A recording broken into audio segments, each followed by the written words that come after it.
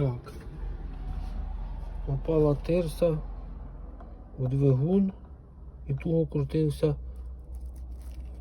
і якорь. Провіряємо. Включаємо цей мікрик.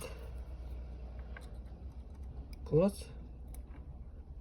На ручний тормоз і тут мікрик кнопочний включаємо.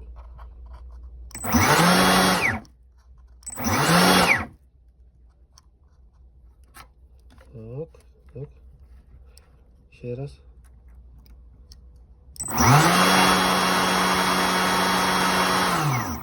Все працює. Ось така МС Є 120. Такий ремонт.